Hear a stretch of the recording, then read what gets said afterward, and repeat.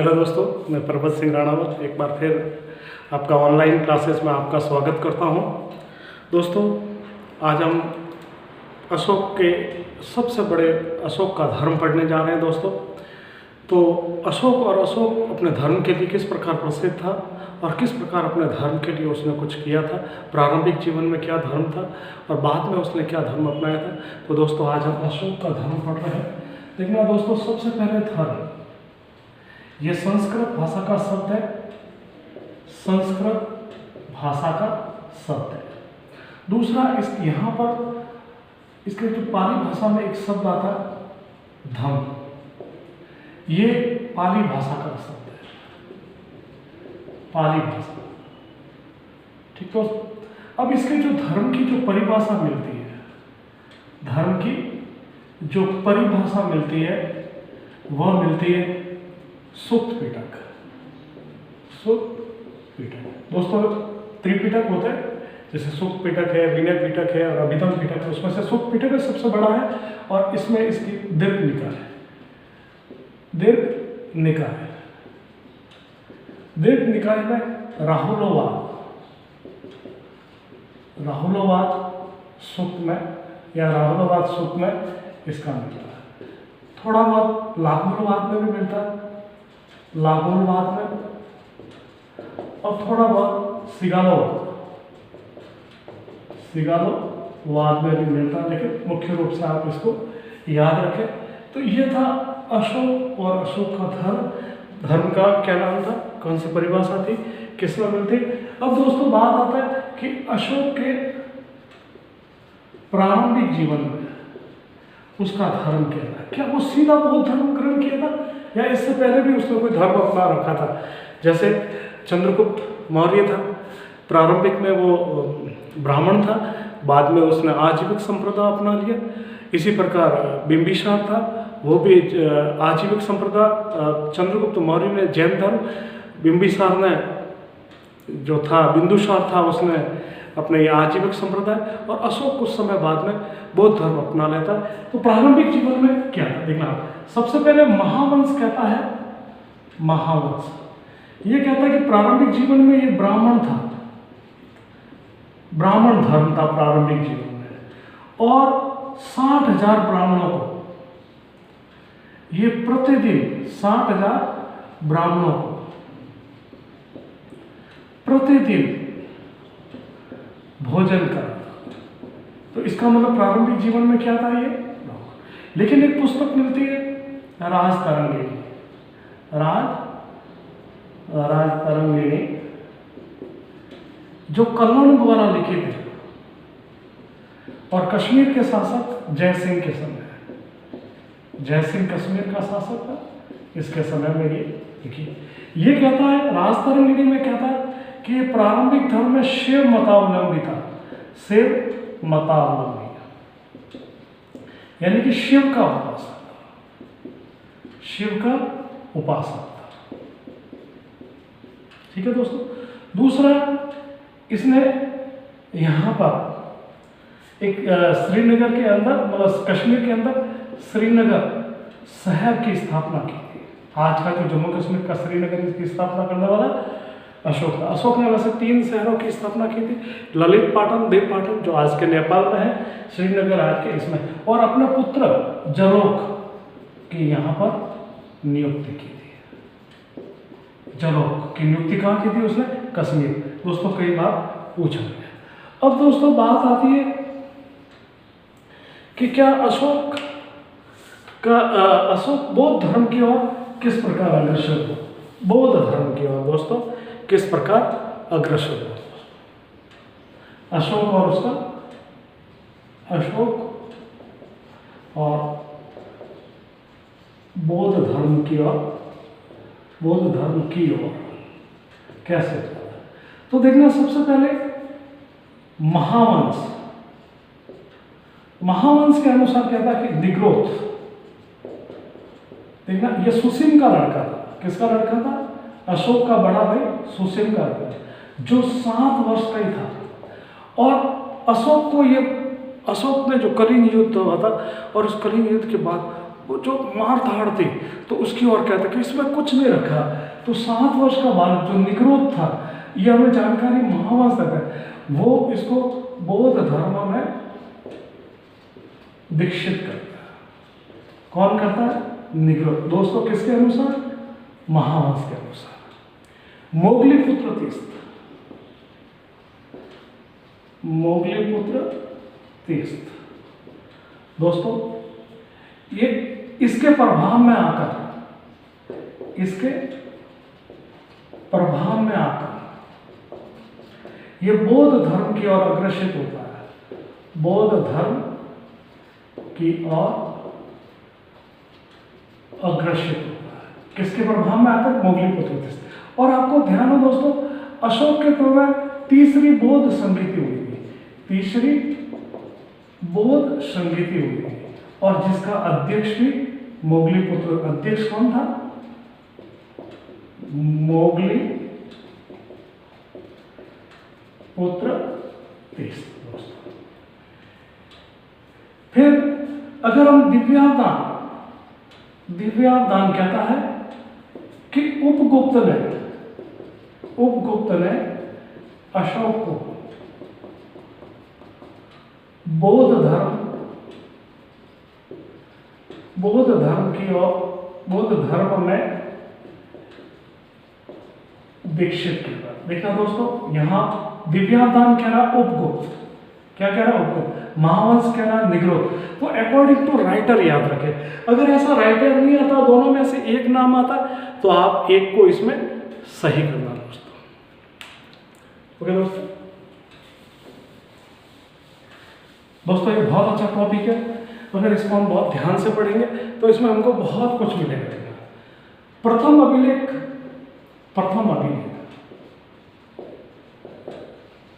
अभिलेख कहता है कि अशोक ने बौद्ध धर्म ग्रहण किया था। अशोक ने बौद्ध धर्म ग्रहण किया था, लेकिन केवल इसका उपासक था। लेकिन केवल इसका उपासक धर्म था। उपासक धर्म था दोस्तों। ये कई बार पूछा गया कि अशोक को उपासक धर्म, केवल बौद्ध धर्म का उपासक धर्म ग्रहण किया था, उपासक धर्म ग्रहण किया था उसने, मतलब उसके नियमों को पालता था। ब्राह्मण धर्म उसने अभी तक छोड़ा नहीं था, लेकिन वो इसको मानने लग गया था, इसका उपासक बन गया था। किसके अनुसार? प्रथम अभिलेख। अब दोस्तों, अशोक किस प्रकार बौद्ध धर्म की ओर चलता है, किस प्रकार ग्रहण करता है, तो इसके लिए देखना, ग्रहण तो वो कर चुका है निग्रोध के अनुसार, मोगलीपुत्र के तीर्थ, प्रभावित तो वो हो चुका है, लेकिन अब वो क्या करता बौद्ध धर्म के लिए, तो देखना, इस बौद्ध धर्म के लिए वो धार्मिक यात्रा करता है। धार्मिक यात्रा करता है दोस्तों, बौद्ध धर्म के स्थलों की धार्मिक यात्रा करता है।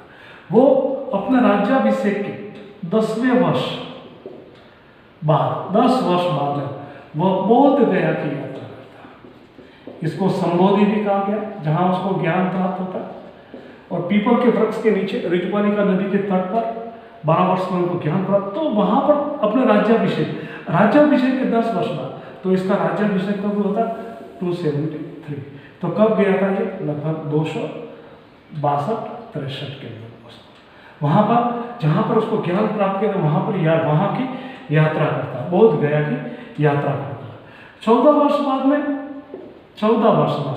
राज्याभिषेक के 14 वर्ष बाद में वह कनक मुनि का स्तूप बनाता है। कनक मुनि का स्तूप बनाता है, कनक मुनि का। और यह जानकारी मतलब निगलवा के कनक मुनि का स्तूप बनाता है।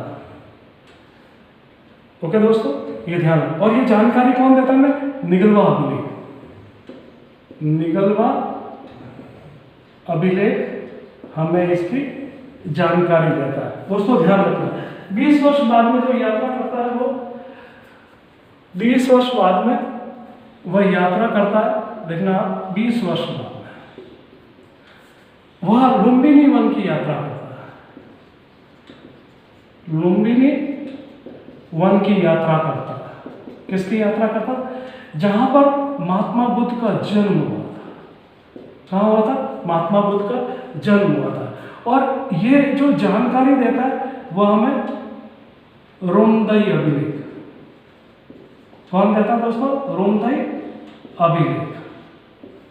इसको आर्थिक अभिलेख भी कहते हैं। रोमदई अभिलेख को आर्थिक अभिलेख भी कहते हैं। आर्थिक अभिलेख भी कहते हैं। क्यों कहते हैं दोस्तों?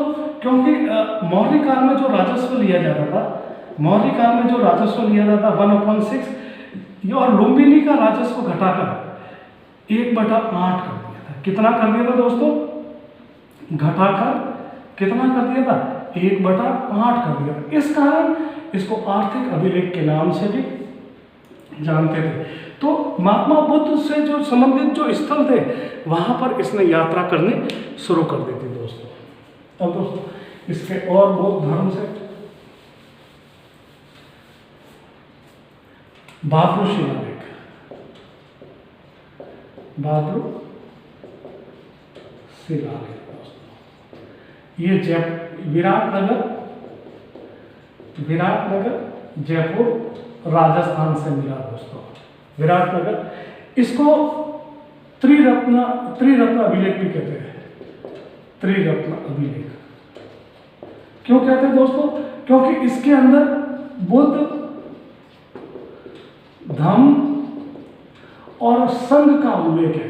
और अशोक इन तीनों में विश्वास करता है कि मैं बुद्ध, धम्म और संघ में विश्वास करता है। ये जानकारी इसी जगह से मिलती है। अशोक इनमें विश्वास करता है दोस्तों। यही वो अभिलेख है जिसमें अशोक को सम्राट, प्रियदर्शनी, महाराजा और ये पुरोहित को लिख गया। और वर्तमान में यह अभिलेख कलकत्ता में पड़ा। वर्तमान में ये कहाँ पर पड़ा? कलकत्ता म्यूजियम में पड़ा दोस्तों। म्यूजियम में पड़ा दोस्तों। ध्यान रखना आपको बाबरू शिलालेख, जिससे हमें जानकारी मिलती। मतलब अशोक बौद्ध धर्म की पूर्ण निष्ठा ग्रहण कर लेता है। तीसरा प्रश्न, सांची और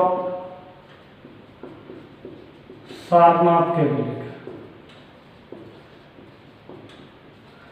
अब इन दोनों अभिलेख में, सांची और सारनाथ के अभिलेख में, इसमें वो ये धमकी देता है कि अगर किसी भी व्यक्ति ने बौद्ध धर्म में फूट डालने की कोशिश की है तो उनको देश से बाहर कर दिया जाएगा। और ये आदेश स्पेशली वो कौशाम्बी और पाटलिपुत्र के महामात्र को आदेश भी देता है। तो इसमें किसका उल्लेख मिलता है कि बौद्ध धर्म में फूट डालने वाले को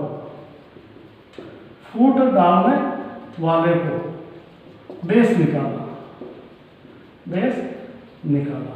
और कहां के लिए देता है ये? विशेषकर कौशाम्बी व पाटलिपुत्र के महापात्र को यह संदेश देता है कि अगर कौशाम्बी और पाटलिपुत्र में कोई भी बौद्ध धर्म के खिलाफ किसी भी प्रकार का कदम उठाते उनको पकड़िए और देश से बाहर निकाल दीजिए दोस्तों। आगे बढ़ते हैं दोस्तों।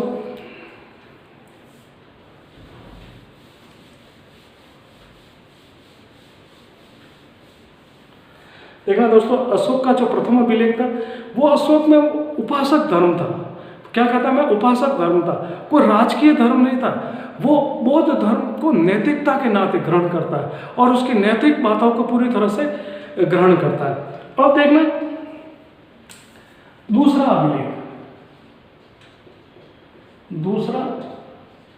अभिलेख में, इसमें वो स्वयं प्रश्न करता कि धर्म क्या है,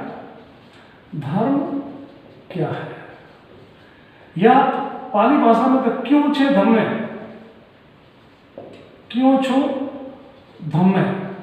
यानी धर्म क्या है। तो इसका दूसरे अभिलेख में वो प्रश्न करता है धर्म क्या है। सातवें अभिलेख में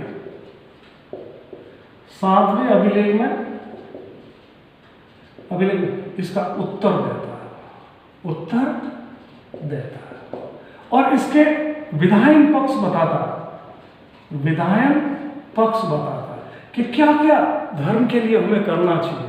तो दोस्तों मैं आपको कुछ अपासीनवी अपसिन्वे, बहुकयाने, दयादाने, साचे सोचे, माददे साधवे। दोस्तों विधायक पक्ष में वो 8 बात कहता है। कितनी बात कहता है कि दूसरे में अभिलेख में वो पूछता आखिर धर्म है क्या, धर्म में हमें क्या करना चाहिए, क्या नैतिकता अपनी चाहिए, यानी क्यों चाहिए धर्म में। तो 7वें अभिलेख में वो स्वयं उत्तर देता है उसके विधायक पक्ष की 8 बातों को हमें ध्यान रखना चाहिए। अपासीने, बहुकयाने, दयादाने, साचे सोचे, मादादे साधवे। देखना दोस्तों, अपासीने, अपासीने क्या कहता है, हमें अल्प पाप करना चाहिए, अल्प पाप मतलब पाप नहीं करना चाहिए। मांस मदिरा और शिकार नहीं करना चाहिए। कौन कहता है, अपासीने। कयाने, बहुकयाने, हमें बहुत सारे कल्याण के कार्य करने चाहिए। हमें चिकित्सालय खोलना चाहिए, जिससे चिकित्सालय, हमें धर्मशाला, हमें पेड़ पौधे लगाने चाहिए, बहुत सारे कल्याण के काम करने चाहिए। इसने युद्ध कोष की जगह धर्म कोष, क्या बताया था कि युद्ध कोष में कुछ नहीं रखा, जो कुछ भी है वो धर्म कोष में, मतलब युद्ध कोष को धर्म कोष घोषित कर दिया था। तीसरा, दया। दोस्तों हमें दया रखनी चाहिए, माता पिता वृद्ध वगैरह इन सब की सेवा करनी चाहिए। पशु पक्षी जो है उन्हें उन पर दया करनी चाहिए। वृद्ध और जो गरीब है उन पर दया करनी चाहिए। दाने, हमें दान देना चाहिए। क्या देना चाहिए, हमें दान देना चाहिए। साचे, हमें सच बोलना चाहिए, सत्यता के साथ रहना चाहिए। हमें सोचे, हमें सोचना, हमें सही सोचना चाहिए। हमें अच्छे कर्म, नैतिक कर्म, जहां जितने अच्छे काम कर सकते हैं वो हमें काम करना चाहिए। माददे, हमें मृदुला ये मदद रखना चाहिए। साधवे यानी हमारे विचारों में साधुता रखनी चाहिए। विचारों में क्या रखनी चाहिए दोस्तों, साधुता रखनी चाहिए। ये उसको कौन कहता है कि अगर हमें ये चीजें, अगर हमको करनी है, ये चीजें करनी है, ये आसीना पक्ष है, तो इसके लिए हमें मांस मदिरा सेवन, चिकित्सालय, दया करना चाहिए, दान करना चाहिए, सच बोलना चाहिए, अच्छा सोचना चाहिए, मृत भाषा बोलने चाहिए और साधुता हमारे जीवन में लानी चाहिए। लेकिन ये इनको नहीं आने के लिए इसका वो आसीना पक्ष भी बताता कि कौन हमें इन चीज की ओर से जाने से रोकता। तो उसके लिए इसका दूसरा पक्ष बताया, आशीना पक्ष। ये क्या, ये विधायक पक्ष है दोस्तों, विधायक पक्ष जिसे जो हमें धर्म की ओर बढ़ना चाहिए। आसीना पक्ष, इसमें कि कौन हमें इसकी ओर जाने से हमको रोकता। तो देखना, चंडी, निठुल्य, क्रोधे, माना, इच्छा। देखना, चंडी, हमें चंडाल की भांति व्यवहार नहीं करने चाहिए। हमें अच्छी मानवता की ओर। निठुल्य, हमें हर कार्य के लिए आगे रहना चाहिए, निठुल्य बन के नहीं रहना चाहिए। हमें क्रोध, हर चीज में क्रोध नहीं करना चाहिए। मान, हमें घमंड नहीं रखना है। हमें किसी भी व्यक्ति से बड़े नीचे कैसा भी हमें ईर्ष्या नहीं कर सकते। और ये जो 5 चीजें आसीना, ये 5 चीजें हमें अच्छे कर्म करने से रोकती है। चंडी, निठुल्य, क्रोध, माने, हमें इन पर नियंत्रण करना चाहिए दोस्तों, जो इसका पक्ष है। अब इन सब के देखना धर्म के लिए 5वें अभिलेख में क्या कहता है, 5वां अभिलेख। अब वो इन धर्म प्रचार के लिए दोस्तों, यहां से कि अब वो धर्म प्रचार के लिए क्या करता है, धर्म प्रचार के लिए अशोक क्या करता है। तो धर्म प्रचार के लिए देखना वो 5वां अभिलेख में वो धर्म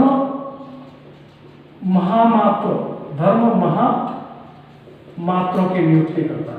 किसकी नियुक्ति करता है, धर्म महामात्रों की नियुक्ति करता है। स्तंभ लेख में, तीसरे स्तंभ लेख में वो 3 अधिकारियों की नियुक्ति करता है जो धर्म पर निगरानी भी करे और न्याय का कार्य भी करते हैं। देखना, जिले के अंदर जो होता था वह युक्त होता था। कौन होता था दोस्तों? युक्त। जनपद के अंदर होता था वह रज्जुक होता था। कौन होता था दोस्तों? रज्जुक। प्रादेशिक अपने संभाग स्तर पर यह प्रादेशिक होता था। कौन होता था दोस्तों? प्रादेशिक होता था। इनका ध्यान रखना आपको कि तीसरे स्तंभ लेख में उन्होंने जिले में, जनपद में और संभाग स्तर में धर्म और उसके धर्म के पालना नहीं करने वाले के लिए अधिकारियों की नियुक्ति करते थे। साथ में न्याय का कार्य भी करते थे। जिले में युक्त, जनपद में रज्जुक, संभाग स्तर पर प्रादेशिक होते थे दोस्तों। अब देखना दोस्तों 13वां अभिलेख, धर्म प्रचार के लिए। यहीं से आगे बढ़ता हूं मैं कि धर्म प्रचार के लिए उसका जो 13वां अभिलेख है, 13वां अभिलेख, उसमें दक्षिण के 5 राज्यों में उसने धर्म प्रचार किया था। अब वो कौन कौन से थे दोस्तों? देखना, ये यहां पर केरल पुत्र, इसके ऊपर सताई पुत्र, श्रीलंका, इसका नाम था ताम्रपर्णी दोस्तों। ठीक है दोस्तों, यहां पर चोल और यहां पर पांड्य राज्य है। तो दोस्तों दक्षिण के 5 राज्यों, देखना दोस्तों 1, 2, 3, 4 और 5, दक्षिण के 5 राज्यों में धर्म प्रचार किया था। वहां पर बुद्ध, चोल, सतपुत्र, केरल पुत्र, पांड्य राज्य और ताम्र। इसकी जानकारी कहां से मिलती है हमें? 13वें अभिलेख में दोस्तों। ठीक इसी प्रकार 13वें अभिलेख में उसने विदेशों में भी धर्म प्रचार किया था विदेशों के अंदर दोस्तों।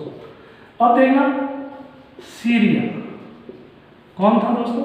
ये वही जो बिम्बिसार के समय सीरिया था, वही शासक था। लेकिन आपको यहाँ पर एक नाम और मिलेगा, अंतियोक। और इस सीरिया में किसको कहा था हमने? एंटियोकस। इसी का दूसरा नाम है एंटियोकस सेकंड। अगर दोस्तों इसी के तरह उसके समय में मिस्र भी था, इसके समय में बिंदुसार के समय वही शासक था, वही सब कुछ था।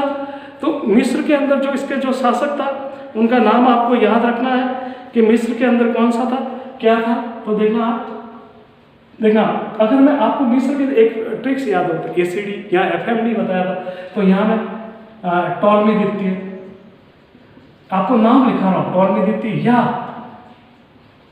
फिलाडेल्फस। अब यहाँ पर क्या याद रखना है आपको? तुर्क। अब दोस्तों कुछ भी नाम पूछ सकता, ये कई बार आ रहे हैं, यूपीएससी है, पीएससी में है, कहीं अक्सर बहुत ज़्यादा पूछे जाने वाले प्रश्न है। साइरस मैं आपके मग या मगस, एपिरस मैं आपका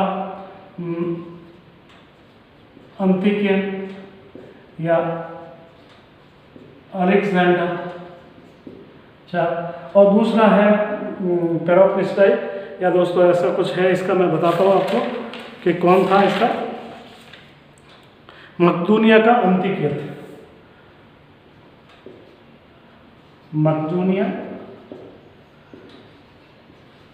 अंतिकियन, अलेक्जेंडर या अतिक सुंदर, ये था अंतिकियन। देखना सीरिया का अंत्योक, मिस्र का तुर्मे, साइरस का मग या मगश, एपिरस का अतिक सुंदर, मकदूनिया का अंतिकियन, ये जो विदेशी राज्य थे वहां पर भी धर्म प्रचार हुआ था।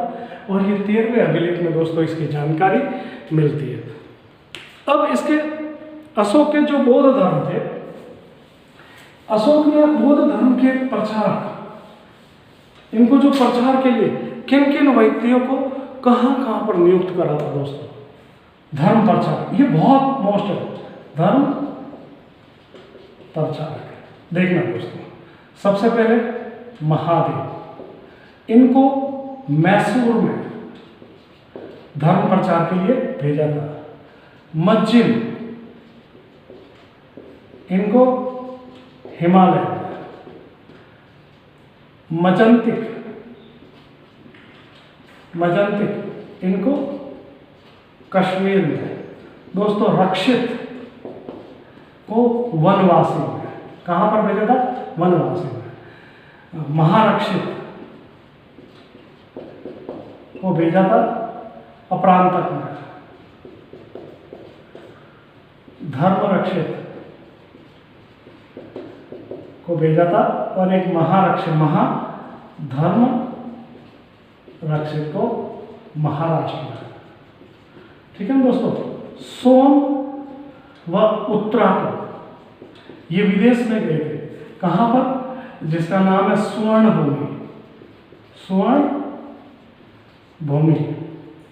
ठीक है दोस्तों। और ये जो स्वर्ण भूमि या इंडोनेशिया। दूसरा महेंद्र और संघमित्रा। दोस्तों महेंद्र और जो संघमित्रा थे दोस्तों, वो याद रखना आपको। इसका जो है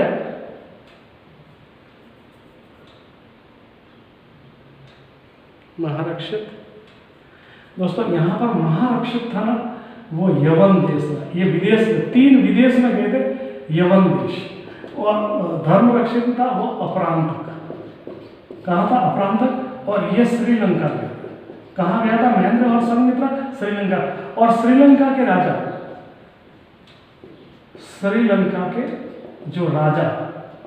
जो तीर्थ थे, उसको बौद्ध धर्म में दीक्षित करने वाला कौन था?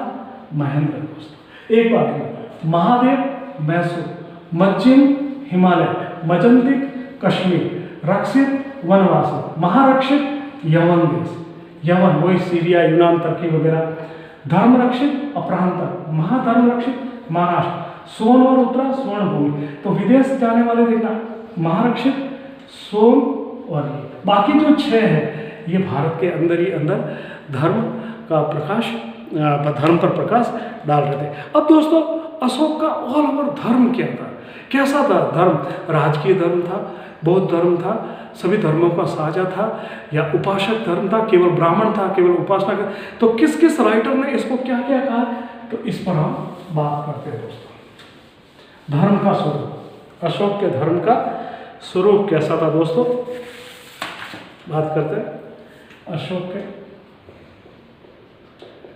अशोक के धर्म का स्वरूप।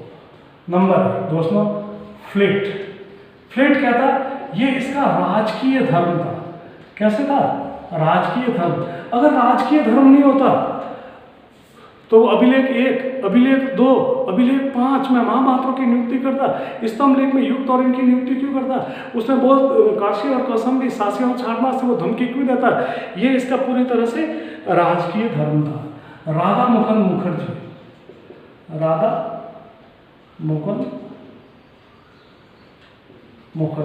ये कहता है कि सभी धर्मों का साझा धर्म था, सभी धर्मों का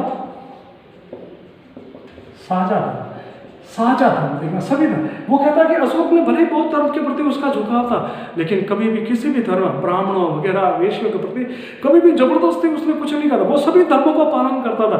वो सनातन धर्म का भी पालन करता था, ब्राह्मण धर्म का भी पालन, वो अन्य धर्मों को भी मानता था, लेकिन बौद्ध धर्म के प्रति उसका जो झुकाव था। त्रिपाठी व स्मिथ, इसने कहा था कि ये विश्वजनीन था, मतलब वो इस विश्व की जितनी भी अच्छी बात है उनको ग्रहण करना चाहता था, और बौद्ध धर्म में जितनी भी अच्छे सर्वाधिक अच्छे हैं उसमें लगी, तो इसको ये विश्व भर में फैलाना चाहता था, अतः ये विश्व का साझा धर्म बनाना चाहता था। सेनार्ट कहता नहीं, ये इसका बौद्ध धर्म ही था, क्योंकि उसने देखना बौद्ध धर्म की संगति में भब्रू शिलालेख में जानकारी मिलती है, 5वें विलक से जानकारी, दूसरे से विलक मिलती है। उसने धर्म ग्रहण किया था, निग्रोध से है, महावंश से है, इन सबसे जो जानकारियां मिलती है वो इन्हीं से मिलती है। भंडारकर ने कहा कि वो केवल बौद्ध धर्म का उपासक था। उसने बौद्ध धर्म का केवल उपासक था। उसने बौद्ध धर्म के केवल अच्छाइयों को अपनाया था। उसने दूसरे धर्म के अच्छाइयों को भी नहीं छोड़ा था। उसको जो भी अच्छा लगा था। तो इस प्रकार दोस्तों इसका स्वरूप था ये। अगर हम विश्व के अन्य देशों के जैसे कंस्टेंटाइन और अशोक देखना, कंस्टेंटाइन ने जिस समय ईसाई धर्म ग्रहण किया था, वहाँ का जो लोग थे वो दूसरे धर्म के थे, लेकिन उसने ईसाई धर्म पर। ठीक इसी प्रकार ईसाई यहाँ की अमूमन धर्म किस प्रकार का था? हिंदू धर्म था, ब्राह्मण धर्म था, लेकिन अशोक बौद्ध धर्म। तो हमेशा राजा को लोग फॉलो करते थे, लेकिन इतना प्रभाव नहीं पड़ा जितने बताए। दूसरा मैं बता दूं आपको कि अगर यहाँ पर एंटोनियस और अशोक, एंटोनियस वहाँ की जनता ईसाई थी, लेकिन वो दूसरे धर्म का। इसी प्रकार अशोक यहाँ की जनता ब्राह्मण धर्म की थी, इसमें बौद्ध धर्म था। अगर हम अकबर और अशोक की तुलना करें, अकबर ने भी दीन इलाही धर्म की स्थापना की थी और इसने भी बौद्ध धर्म का प्रचार, बौद्ध धर्म को काफी। लेकिन दोस्तों अकबर को जैसे ही मालूम पड़ा कि दीन इलाही धर्म मेरे राज्य विस्तार में, मेरे साम्राज्य की नीतियों के विरोध जा रहा है, उसने तुरंत दीन इलाही धर्म छोड़ दिया। लेकिन अशोक ने दीन इलाही धर्म अपना, अशोक ने जो धर्म था बौद्ध धर्म का प्रचार करना नहीं छोड़ा। उसने अहिंसात्मक नीति अपना दी और वही नीति किसी भी साम्राज्य के लिए घातक सिद्ध हुई और इसी कारण मौर्य साम्राज्यवाद तेजी से समाप्त हुआ था। दोस्तों नमस्ते, ये था अशोक और अशोक का धर्म। मेरा वीडियो यदि अच्छा लगे तो लाइक, शेयर एंड सब्सक्राइब जरूर करें दोस्तों। नमस्ते। आज शाम को मैं चंद्रगुप्त और बिंबिसार और चाणक्य और मेगास्थनीज के टेस्ट पेपर लेके आ रहा हूँ। आप उसको जरूर देखें दोस्तों। नमस्ते।